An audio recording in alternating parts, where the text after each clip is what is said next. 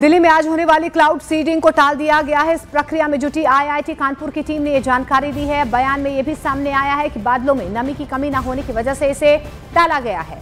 IIT Kanpur के मुताबिक पूरी प्रक्रिया वायुमंडल के अनुकूल हालात पर निर्भर करते हैं। तो कल क्लाउड सीडिंग की गई थी, जिसके बाद दिल्ली के कुछ ऐसे इलाके थे जहां पर बूंदाबांदी हुई थी। हालांकि आज एक बार फिर से क्लाउड सीडिंग होनी थी, लेकिन अब इसे टाल दिया गया है। इस प्रक्रिया में जुटी आईआईटी कानपुर की टीम ने ये जानकारी दी है। उनकी तरफ से कहा गया है कि बादलों में नमी की कमी न होने की वजह से इसे टाल दिया गया है।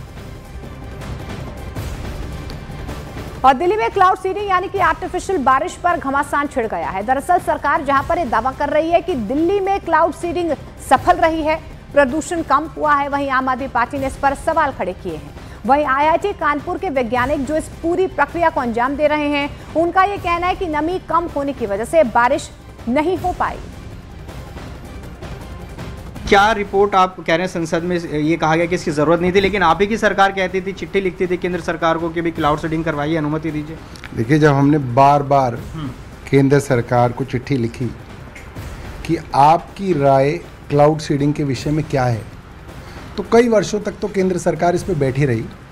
मगर इत्तेफाक की बात है कि जब आखिरी साल था सरकार का, तो 2024 के अंत में उन्होंने इसको लेके जो साइंटिफिक ऑर्गेनाइजेशंस हैं केंद्र सरकार की, CPCB, IMD, CAQM, इनसे साइंटिफिक ओपिनियन मांगी क्लाउड सीडिंग के विषय में। और वो साइंटिफिक ओपिनियन इस संसद के अंदर सवाल के जवाब में दी गई। जो आप कह सकते हैं कि संसदीय पॉलिटिक्स में तो ये गॉस्पेल ट्रूथ होता है। ये कहता है, इसका जवाब ये कहता है कि पहली बात तो दिल्ली के अंदर सर्दियों के समय में वेस्टर्न डिस्टर्बेंसेस से अपने आप ही बादल बनते हैं और वो अपने आप ही बारिश करेंगे, उसके लिए क्लाउड सीडिंग की कोई ज़रूरत नहीं।